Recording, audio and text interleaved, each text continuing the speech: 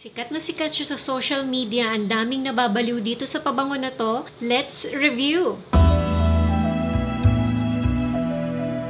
So, bago tayo mag-umpisa, yung nasa face ko, ang ginamit kong foundation is itong Aquasurance na Compact Foundation. And yung lipstick ko today, ginawa kong lipstick is itong MAC na Soar na lip liner. So, na-curious ako dito kasi yung description niya and the way kung paano siya nagustuhan ng mga tao. So, binili ko tong Burberry Goddess na Eau de Parfum. So, eto yung box niya, okay? Ang binili ko is itong, ano bang tawag dito? Sa parang refill na bottle. Meron na tayo nitong Burberry Goddess dito sa Philippines. Meron na sa Rustans. Kaya marami na akong kilala na nakabili nitong pabango na to and sobrang in love sila.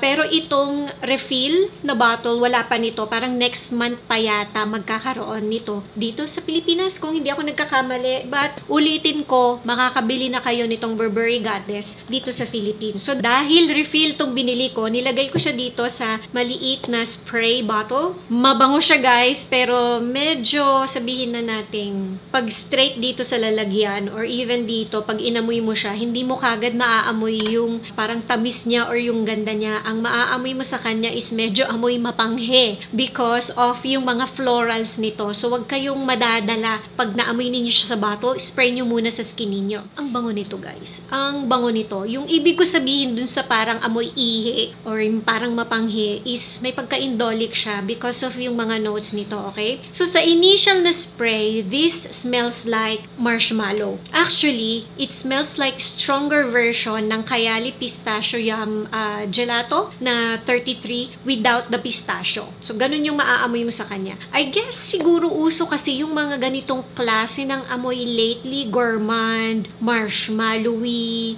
vanilla. Siguro kasi medyo palamig na yung weather. Ang dami kong naaamoy na ganito, parang halos lahat ng nilalabas ng mga pabango ngayon, medyo ganito yung dating. Parang sweet, gourmand, but hindi nakakaumay sa tamis. So, walang marshmallow note to guys, okay? I guess yung cacao, yung naaamoy ko, and ang ganda ng blend niya with the lavender na hindi siya amoy masculine. Do you agree guys? Sometimes kasi, not just sometimes, parang oftentimes, yung mga lavender na pabango, medyo may pagka-masculine siya, no? May ginger din siya, and bihirang nakakapasa sa skin ko yung mga pabango na may ginger na notes. But this, pasado siya kasi hindi labas na labas yung ginger sa skin ko. Para siyang toasted na marshmallow, and ang ganda ng blend ng ginger, sabihin na natin. Hindi siya, actually hindi ko siya masyadong mahanap. Hindi siya amoy pambata. Ang sexy niya kahit na sweet na type siya ng pabango. So, pakita ko ulit guys, no, itong refill. People are comparing this to Mon Guerlain, and I can see why kasi after mga 2 minutes, medyo mas tatapang yung sweet na note na parang sugary na almost parang yung Mon Guerlain. But hindi sila parehas na parehas. In general, hindi ko kayang gamitin si Mon Guerlain na Eau de Parfum. Naamoy ko na yun ilang beses, nalagay ko na siya sa skin ko. As of the moment, it's too sweet for me. Siguro eventually magbabago ulit yung nose ko doon, yung skin, parang yung chemistry ko doon. Pero for now, it's too much for me. I have the Eau de Toilette, but hindi ko pa yun nabubuksan actually. I bought it a long time ago, and hindi ko pa yun naaamoy. And I think discontinued na yung Eau de Toilette na Mon Guerlain.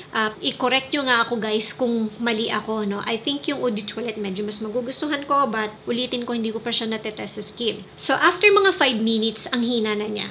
Pero may whiffs akong naaamoy every now and then. Para siyang mawawala, tapos mangangamoy, mawawala, tapos aamoy. At this point, magiging creamy na siya almost, no, after 5 minutes. Para siyang super creamy na creamer ng coffee na parang melted na white chocolate. Para siyang yung Maison Margiela na coffee break without the coffee na note. Ang bango nito guys. Ang bango niya. You just need to carry a small bottle of this or parang small na decant of this para mas makapag-respray kayo. Ganon din yung ginagawa ko dun sa Kayali na pistachio gelato. Pistachio Yum Gelato 33 kasi mahina yon. Hindi siya kasing hina ng Kayali Pistachio Gelato 33 but hindi nalalayo. Medyo nahihinaan ako sa kanya. Parang mga 2 hours, gusto mo na siyang i-respray, gusto mo nang mag-respray. Kung gusto mong medyo mas mangamoy ka pa. I still like it kasi sa totoo lang, even though gourmand siya, hindi siya nakakaumay and kaya siya sa weather natin dito sa Philippines. After mga 1 to 2 hours, may lalabas ng something na parang warm na spicy na note. Akala ko madidisappoint ako dito, but no. I understand the hype. I really like this, okay? Men and women can wear this. High school pataas pwede. Could be a signature gourmand scent. All year round pwede. Blind buy? Sure. Pangregalo? Yes, pwede. Pwede siya sa school, pwede siya sa office, pwede siya even sa mga healthcare professionals. Hindi siya complicated na sweet, warm, spicy na pabango. And I think madami yung totoong magkakagusto nito. I said totoo kasi minsan yung mga pabango masyadong nahahype lang sa social media and then pagdating sa'yo parang meh, parang ganon. Parang I would probably say, wag nyo naman ako i-bash dito, sa 10 bibili nito, siguro mga 7 ang makaka-appreciate nito and then yung 3 siguro parang meh, parang common lang siya na vanilla na type ng pabango. Nakikita ko rin, may pwedeng hindi magustuhan to kasi again at the end of the day, body chemistry pa rin baka hindi maganda yung kalabasan sa skin. Like kanina, dito sa bote and even dito sa decan ko, may naaamoy akong something, amoy ihi, something indolic because of yung ingredients nito or yung notes nito, yung mga floral na notes nito. Baka yung something indolic lumabas masyado sa skin ninyo, so hindi nyo siya magugustuhan. Sa skin ko, naamoy ko yung florals, naamoy ko yung matamis, ang gourmand niya, ang yummy niya, ang ganda niya. If you like Kayali Pistachio Gelato Yum na number 33 or yung Lacoste na Pure Femme na intense, yung Replica Coffee Break, even yung Latafa na Camera, ma-appreciate ninyo to guys. Magugustuhan nyo siya kasi parang nasa ganun siyang klase ng amoy. Syempre next, this one, next to Camera, ang feminine nito. Whereas yung Camera kasi medyo matapang yon. Parang next, pag pinagtabi sila, may ram kasi yun so parang lalabas na mas feminine to, mas masculine naman yung Camera. But, i-watch ninyo. I will link here yung review ko noon. Men and women could wear that naman, okay? Do you need this? And yung Kayali Pistachio Gelato Yum 33? Ano ba yan? Nalilito na ako sa pangalan nun, ang haba kasi. Do you need them both? It's up to you guys, no? I like them both. Mas maganda ma-experience ninyo sila both sa skin ninyo, magamit ninyo maghapon, then mag-decide kayo if you need